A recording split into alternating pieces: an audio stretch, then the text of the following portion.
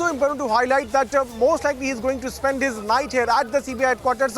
Tomorrow in the morning, before he is produced in the court, he might be taken to the hospital first and then to the court where he will be produced by Central Bureau of Investigation. But it is also important to highlight as to how the allegations those are being faced by Manish Sisodia. Though since beginning he has been claiming that he has nothing, no role in, to play as far as the formulation of excise policy is concerned.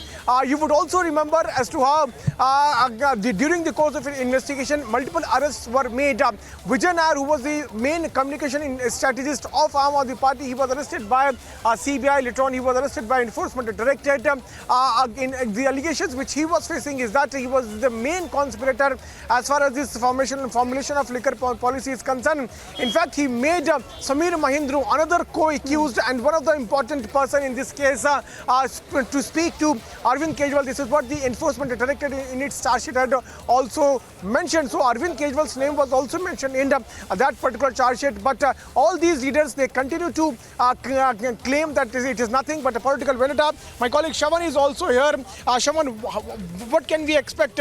When will Manish Sisodia be taken out for medical, or either by tonight or by tomorrow morning? There is no such protocol that he has to be taken for a medical examination outside. There is a possibility, and there have been precedents in the past that a medical team actually goes inside and does look into the health parameters. But I'll just stick to some more breaking news now coming in, just to give this understanding of why exactly he has been placed under arrest. Let me just quickly take you through certain points that I've basically picked up from my sources with regards to what are the reasons why the arrest has actually taken place. Now, first big point that I'm picking up is that obviously this was with regards to not cooperating with the investigation. That's point number one.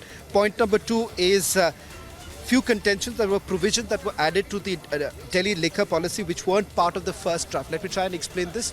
See Arvind's statement. A top bureaucrat of the Delhi government who was actually called by the Deputy Chief Minister Manish Sisodia to the residence of Chief Minister Arvind Kejriwal. He was handed out a document. That document wasn't an official document in which certain instructions were given as to how exactly the excise policy is going to look like. Based on that, the bureaucrat was essentially forced to draft the letter to basically favor certain players. We're given to understand finally that very document was then placed before the GOM for final ratification is what we are picking up. That's one of the reasons why what we broke around 6 o'clock this evening with regards to the 164 statement of this very bureaucrat who's now been transferred to Andaman is what we are given to understand. In fact, I'm also being told that Manish Sisodia has essentially failed to explain how those provisions were included in the final draft. Fourth point is that mostly to all questions that he was asked, he says, I do not know. Statement of the 164 CRPC by an officer who worked in the excise department revealed the role of Sisodia in tweaking the draft. Now, those are the major points that we have basically picked up from our sources, piecing together why Manish Sisodia has been placed under arrest. Sections 120B, which is criminal conspiracy. 477A is basically falsification of evidence and also the intention of destroying evidence, which would essentially be a part of what the Enforcement Directorate has already indicated, that they have destroyed mobile phones. In fact, there is a list of mobile phones which were used by Manish Sisodia, which was later on destroyed, and that is the reason why you're looking at section 477A. And you also have a section under the Prevention of Corruption Act. All these are sections under which Manish Sisodia has now been placed under arrest. In all likelihood, he would be presented before the court sometime tomorrow. We do not know. Perhaps that decision would only be taken later tonight once they start working on the remand that is going to be presented before the court.